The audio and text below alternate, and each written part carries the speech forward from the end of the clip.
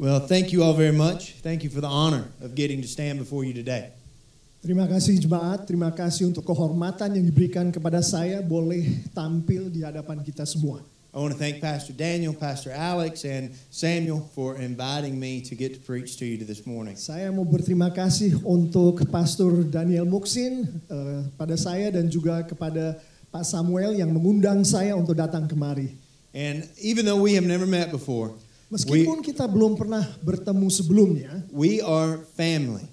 kita adalah satu keluarga besar. We are brothers and sisters in Christ. Kita adalah saudara-saudari di dalam Kristus. Through Jesus, we have been given the right to be called children of God. Melalui Yesus, kita semua diberi kehormatan untuk memanggil kita sendiri sebagai anak-anak Tuhan. So even though we have never met, and even though many miles and many hours separate us, you and I are family. Meskipun kita tidak pernah bertemu sebelumnya dan tempat di mana saya berada dan di sini adalah beribu-ribu kilometer jauhnya, tapi kita satu keluarga besar.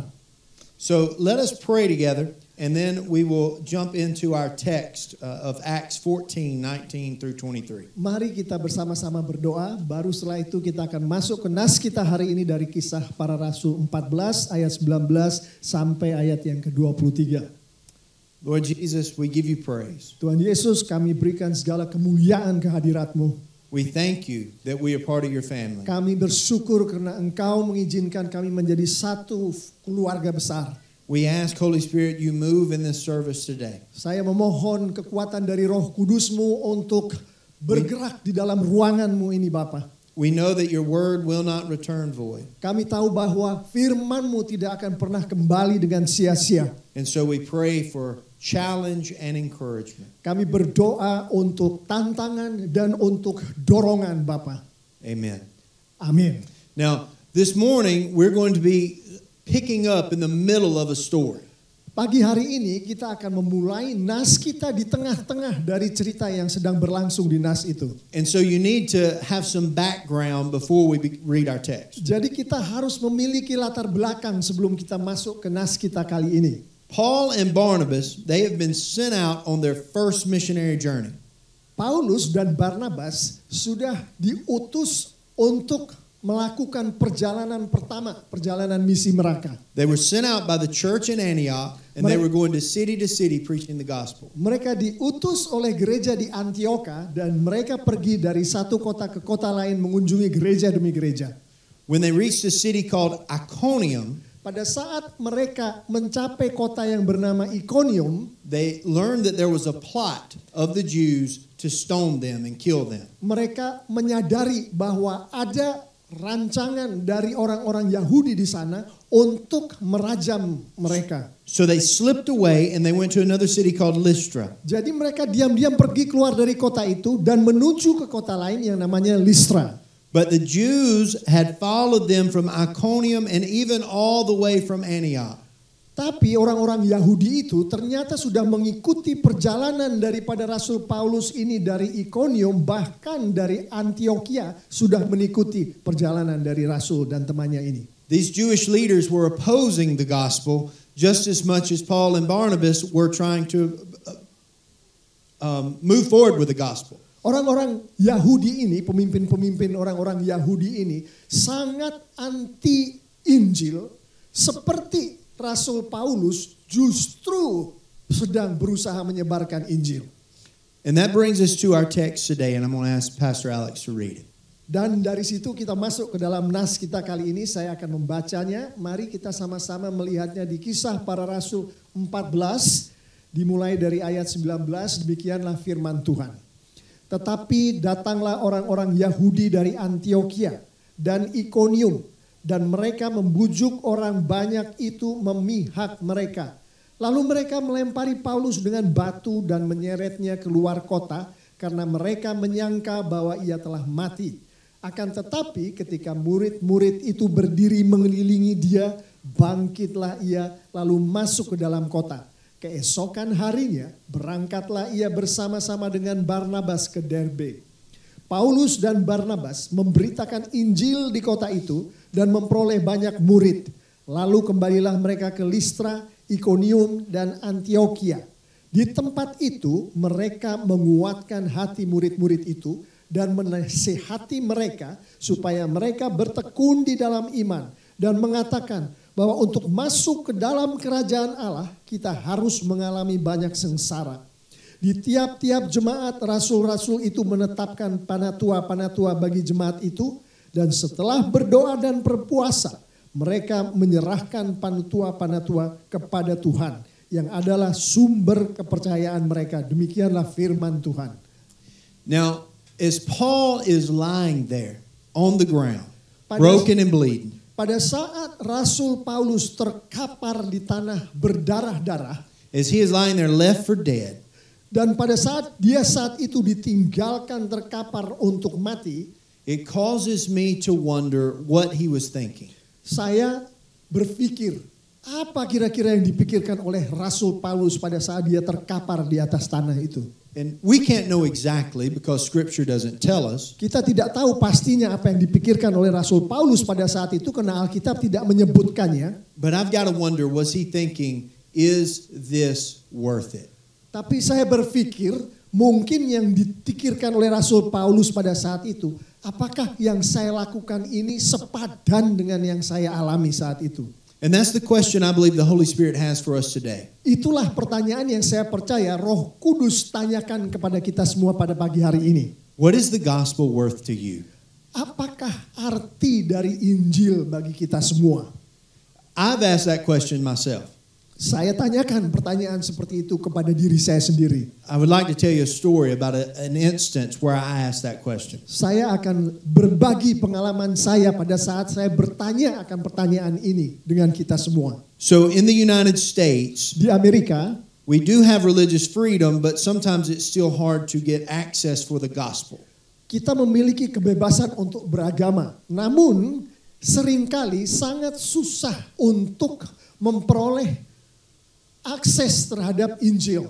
So in the public school system, for example, Seperti contohnya di sekolah-sekolah negeri, you can't just go in and share the gospel however you would like to. ya orang tidak bisa masuk begitu saja ke sekolah negeri ini dan mulai berbagi tentang Injil seperti yang kita maui berbagi tentang Injil. But through an organization called Youth for Christ, I was able to get access to a public middle school. Tapi melalui suatu pelayanan yang namanya Pemuda-Pemuda untuk Kristus, saya berhasil masuk ke dalam suatu sekolah untuk menyampaikan Injil ini. We led Bible studies and we built relationships and we shared the gospel in that middle school. Saya memimpin kelompok-kelompok pembelajaran Alkitab dan kita masuk bertemu dengan murid-murid dan berbicara di kelompok-kelompok di sekolah itu. And one day as I was in the lunchroom, two boys called me over and asked me a question. Suatu ketika saya berada di ruang makan di kafetaria, ada dua anak muda berbicara dengan saya dan bertanya kepada saya. They asked if I would speak to their friend who did not believe in God and who did not believe that God had created the world. Dia bertanya kepada saya kalau saya mau berbicara dengan seorang teman mereka yang tidak percaya pada Tuhan dan tidak percaya bahwa Tuhanlah yang menciptakan dunia ini. So I sat down and began to talk with the boys. Lalu saya mulai berbicara dengan si anak yang gak percaya ini. I showed them the evidence in creation that God had created the world. Saya tunjukkan kepada si anak ini bukti-bukti penciptaan yang Tuhan sudah lakukan di dalam Tuhan menciptakan dunia ini. I spoke with them a few minutes, shook their hands, and moved on to another lunch table. Saya berbicara dengan anak ini selama beberapa menit, jabat tangan dia dan kemudian menuju ke meja berikutnya. The next day I got a call from the principal of the school. Keesokan harinya saya ditelepon oleh kepala sekolah dari sekolah itu. He said that the boys' parents had called and wanted to meet with me about the incident in the lunchroom the day before. Kepala sekolah itu berkata kepada saya bahwa orang tua dari si murid ini menelpon si kepala sekolah itu dan orang tua ini minta untuk bertemu dengan Pak Pendeta. When I got this phone call, I was very afraid. Pada saat saya menerima telepon dari kepala sekolah ini, saya ketakutan. I was afraid of a lawsuit against me or against Youth for Christ. Saya takut kalau nanti si orang tua ini akan membawa saya ke pengadilan atau membawa pemuda-pemuda Kristen organisasi itu ke pengadilan. I was afraid the school system would not allow Youth for Christ in their building anymore. Saya takut kalau sistem dari sekolah ini tidak mengizinkan lagi pelayanan-pelayanan seperti pemuda-pemuda Kristen ini masuk ke dalam sekolah-sekolah. So I was very nervous to meet with the parents and the principal the next day. Jadi saya sangat nervous untuk bertemu dengan si orang tua murid ini dan kepala sekolah. Now, the Lord worked the situation out. The parents were not mad enough to take me to court. Tuhan bekerja dengan luar biasa. Ternyata si orang tua ini tidak begitu marah sehingga kemarahan itu membawa mereka untuk membawa saya ke pengadilan. Tidak. They had a complaint. They said that I was pushing my faith on their son from a position of authority. Komplain dari si orang tua ini adalah bahwa saya, pendeta, dianggap memaksakan iman pendeta ini kepada anaknya dari posisi dia sebagai seorang yang memiliki otoritas di sekolah itu pada saat itu. So I was relieved. Dan When saya they did not were not more angry than they were. ya, saya terhibur karena dia tidak marah seperti yang saya bayangkan. But as I walked out of that room, Tapi pada saat saya masuk ke dalam ruangan itu, the question that was in my mind pertanyaan yang ada di dalam benak saya adalah, was the statement, this is not worth it. pernyataan yang ada di dalam pikiran saya adalah bahwa apa yang terjadi ini bukanlah suatu yang layak untuk saya terima pada saat saya melakukan hal yang seperti itu. And I was instantly convicted by the Holy Spirit. Dan pada saat itu juga saya merasa Roh Kudus berbicara kepada saya. What did I mean? The gospel was not worth it. Apa yang saya maksud dengan pernyataan kepada diri saya sendiri bahwa Injil tidak seberharga yang saya pikirkan. Those parents and that principal could have sued me. Orang tua dan kepala sekolah itu bisa saja mereka membawa saya ke pengadilan. They could have been angry with me. Mereka bisa saja marah-marah kepada saya. But they could not have sent me to jail. Tapi mereka itu tidak bisa mengirim saya ke penjara. At least not yet in America they couldn't. Pada saat itu paling tidak di negara Amerika nggak mungkin hal itu bisa terjadi. Masukkan saya ke penjara begitu And saja. they weren't going to kill me over this. Dan yang jelas mereka nggak akan bunuh saya gara-gara hal seperti ini. So what did I have to fear? Jadi apa yang harus saya takutkan? The gospel was certainly worth it to Jesus when he went to the cross. Saya pikirkan bahwa Injil sangat berharga pada Tuhan Yesus, bagi Tuhan Yesus pada saat Tuhan Yesus ke kayu salib. The gospel was certainly worth it to Paul that he got up from being stoned and went back into the city. Injil sangat berharga bagi Rasul Paulus sehingga setelah dia terkapar, dilempari batu, dirajam, dia keluar dari kota itu dan masuk lagi ke dalam kota itu untuk menyampaikan Injil.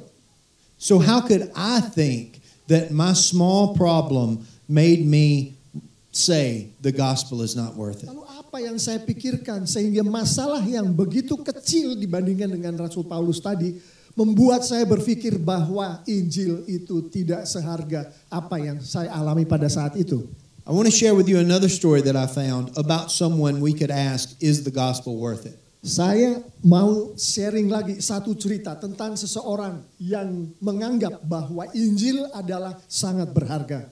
As I was studying for this sermon, I was reading the Alabama Baptist, a Baptist newspaper. Pada saat saya mempersiapkan khotbah ini, saya sempat membaca artikel dari koran di Alabama. And they had a story in there about a man named Pastor Ibrahim. Dan di dalam cerita itu, di dalam artikel itu, ada kisah mengenai seorang pendeta, namanya adalah Pendeta Ibrahim. And he is a pastor in the persecuted church in Sudan, Africa. Dia adalah seorang pendeta di gereja yang dipersekusi di Sudan, di Afrika. Because he was a Christian, he was alienated by his community. Karena dia adalah seorang Kristen, dia dikucilkan di lingkungannya sendiri. He was arrested and then he was imprisoned for his faith. Dia ditangkap dan kemudian dipenjarakan karena imannya. After he was released, the contacts for this paper interviewed him. Setelah dia dibebaskan dari penjara, wartawan dari koran ini mewawancarai si Pastor Ibrahim ini. He shared how Christians in the conflict area, the countries at war, dia bercerita mengenai orang-orang Kristen di daerah di negara dia di mana di situ sedang terjadi perang saudara, he shared how they were living off the leaves of trees. bagaimana orang-orang Kristen ini hidupnya hanya dari daun-daun di And how- pohon-pohon. And how they were dying on a daily basis from random bullets. Bagaimana dia satu demi satu orang-orang Kristen ini mati di daerah itu karena perang itu. But this is his quote. Tapi inilah yang dikatakan oleh Pastor Ibrahim. My prayer for Sudan is may God wake up the church Doa saya untuk Sudan adalah kiranya Tuhan membangunkan gereja-gereja di sana. and may the peace in heaven reign. Dan biarlah damai sejahtera yang datangnya dari surga menguasai daerah ini. I wonder how Pastor Ibrahim would answer our question, is the gospel worth it? Saya bertanya-tanya kira-kira seperti apakah kalau Pastor Ibrahim ini ditanya apakah Injil itu cukup berharga. I think he would answer the way his life is shown. It's worth my life. Saya rasa Pastor Ibrahim ini menjawabnya adalah seperti hidupnya menunjukkan kehidupan akan Injil ini. In our text today, Paul answers our question, first of all, with his actions. Di dalam nas kita kali ini, Rasul Paulus menjawab pertanyaan mengenai Injil itu berapa harganya melalui tindakan-tindakan yang dia lakukan di dalam kehidupannya. He gets up from being stoned and goes back into the city. Dia berhasil lari, kabur dari tempat di mana dia dirajam dan terkapar, keluar dari kota itu, tapi masuk kembali untuk memberitakan Injil. Now, some people believe this is a healing from God, a miracle. Orang-orang percaya bahwa ini adalah kesembuhan yang datangnya dari Tuhan, mujizat dari Tuhan. Some people believe that he just got up and went for medical care in a friend's home in the city. Ada orang yang percaya bahwa Rasul Paulus berhasil keluar dari terkaparnya dia setelah dirajam, pergi ke tempat temannya, diobati, terus kembali lagi ke kota itu.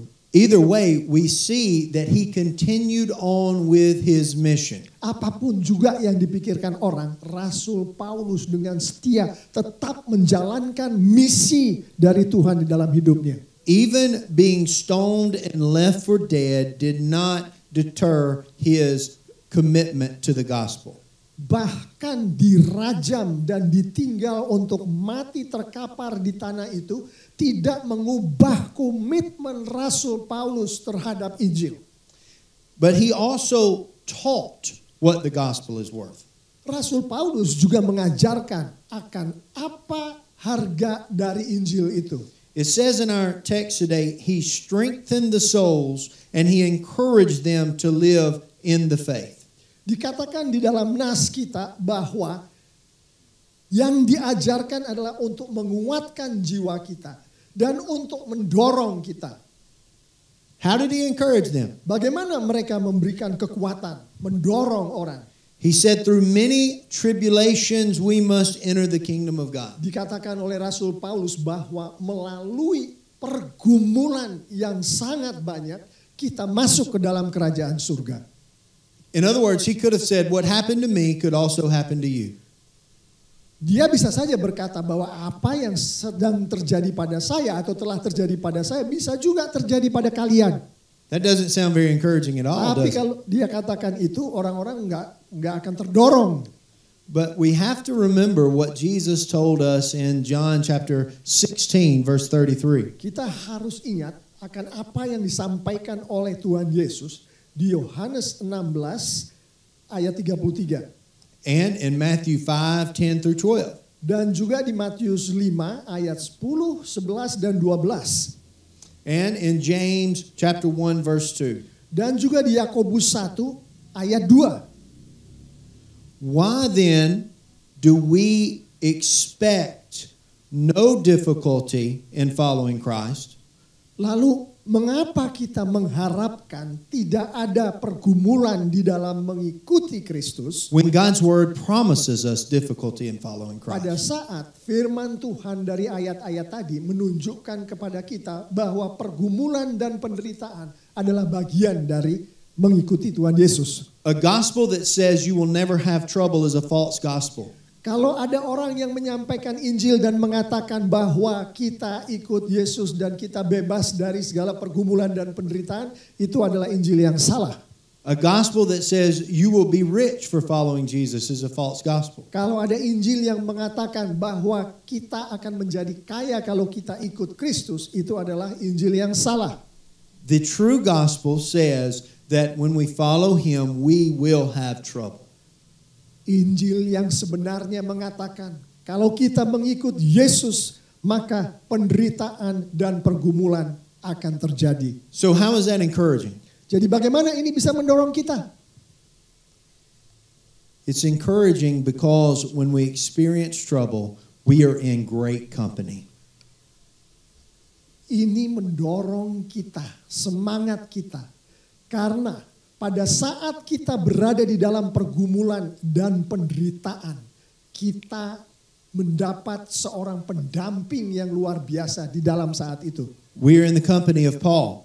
Kita berada di dalam pendampingan Rasul Paulus. We're in the company of Peter. Kita berada di dalam pendampingan pengalaman dari Rasul Petrus. We're in the company of James. Kita di dalam pendampingan pengalaman dari Yakobus. We're in the company of all the apostles who gave their lives for the gospel. Kita di dalam pendampingan pengalaman dari semua Rasul Kristus yang menyerahkan nyawanya untuk Injil. And we have to understand the truth of spiritual warfare. Dan kita harus mengerti kebenaran dari peperangan rohani. It's waging around us all the time. Peperangan rohani selalu terjadi setiap saat di dalam kehidupan orang-orang percaya. And so that trouble and that persecution is brought about by the enemy. Jadi semua pergumulan, penderitaan, persekusi itu yang menyebabkan adalah musuh-musuh kita. So then when we face those troubles, those difficulties, we know that we are a threat to the enemy. Jadi pada saat kita mengalami pergumulan, mengalami penderitaan, mengalami kesulitan, kita dianggap oleh si musuh ini sebagai ancaman berat. God's work in us is a threat to the enemy. Roh Kudus Tuhan bekerja di dalam kita adalah ancaman bagi musuh-musuh Tuhan. If we were not a threat, he would not attack. Kalau kita bukan ancaman, kita lembek-lembek aja, kita nggak dianggap sebagai suatu yang bisa membahayakan musuh-musuh itu. One of my prayers is that my life is lived in such a way that I would be a threat to the enemy. Salah satu dari doa saya adalah bahwa saya boleh diizinkan untuk menghidupi kehidupan saya sehingga kehidupan saya adalah ancaman bagi musuh-musuh Tuhan. A threat to the enemy for the glory of God. Ancaman bagi musuh-musuh Tuhan demi kemuliaan Tuhan. I think that should be all of our prayers. Saya berdoa bahwa itu adalah doa-doa kita semua. So our question today of is the gospel worth it is really two-sided. Jadi pertanyaan saya mengenai apakah Injil itu cukup berharga sebetulnya punya dua sisi. Well, is it worth it to face difficulty for the gospel like we have talked about is one side. Sisi yang pertama adalah apakah cukup berharga semua kesulitan-kesulitan yang saya hadapi karena Injil. But the other side is how much is the gospel worth to me in my life?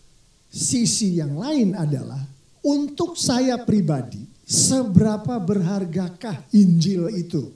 How much do I value the gospel in my life? Seberapa saya hargai Injil di dalam kehidupan saya? If we answer that side first, it will help us answer the first side. Kalau kita semua mengerti jawaban dari yang kedua, maka kita bisa mengerti jawaban dari yang pertama. So I would like you to reflect on these questions in your life. Mari kita renungkan pertanyaan ini di dalam kehidupan kita pribadi masing-masing. Maybe it might help even if you closed your eyes. Mungkin akan banyak membantu kalau kita sekarang tutup mata. Silakan tutup mata. What is it worth to you that Jesus died a horrible death on the cross? Apakah harganya kematian Tuhan Yesus di kayu salib penuh dengan siksaan dan hinaan bagi Anda? A death that you deserved. Kematian yang seharusnya adalah kita yang mati. And he died in your place. Tapi Yesus yang mati, bukan kita. What is it worth to you that he allowed his blood to cover your sins? Apakah arti dan harganya bagi kita pribadi bahwa Yesus darahnya menyebabkan kita diampuni dosa-dosa kita. What is it worth to you that in him we have hope of eternal life? Apakah harga dan artinya bahwa di dalam Kristus kita memiliki harapan akan kehidupan yang kekal bagi kita masing-masing? Eternal life with no sin, no sadness, no sickness, no disease or death. Yang mana pada saat kita berada bersama Yesus di kekalan itu tidak ada kesakitan, tidak ada kesedihan. What is it worth to you that he brought you out of darkness and into marvelous light? Apa artinya bagi kita pribadi pada saat Yesus membawa kita keluar dari kerajaan kegelapan menuju ke kerajaan terang? What is it worth that he brought you out of death and into life? Apa artinya bagi kita pribadi Yesus membawa kita dari kematian kepada kehidupan, bahkan kehidupan yang kekal? Now, we're not talking about repaying Jesus for what he did. Yang kita sedang bicarakan di sini bukan membayar kembali apa yang Tuhan Yesus sudah lakukan untuk kita. We can't, and he's not asking us to. Kita tidak mungkin bisa membayar kembali apa yang sudah Tuhan Yesus lakukan. Dan Tuhan Yesus tidak pernah meminta itu dari kita. But when we understand what he saved us from, tapi kalau kita mengerti akan apa yang Tuhan Yesus lakukan pada saat dia menyelamatkan kita, when we understand the hope that he gives us, kalau kita mengerti betul-betul akan harapan yang diberikan oleh Tuhan Yesus kepada kita, then we realize that salvation's value to us is immeasurable. Maka kita akan menyadari sepenuhnya bahwa keselamatan adalah sesuatu yang tidak bisa dihargai dengan apapun juga. So to answer the question, what is the gospel worth to you? Jadi untuk menjawab pertanyaan, seberharga apakah Injil itu bagi Anda? We have to first answer, what is your salvation worth to you? Pertama kita harus menjawab pertanyaan, berapakah harga dari keselamatan Anda? We can know what the difficulties we're going to have to face by how much we value what Jesus has done for us. Kita akan mengerti seberapa banyak dan berat perjuangan, pergumulan yang kita alami setelah kita mengerti akan berapa harga daripada keselamatan itu bagi Anda. So I want to close today with this statement. Saya akan menutup penyampaian firman Tuhan ini dengan statement berikut. I understand and I confess that my exhortation to you today is somewhat cheap.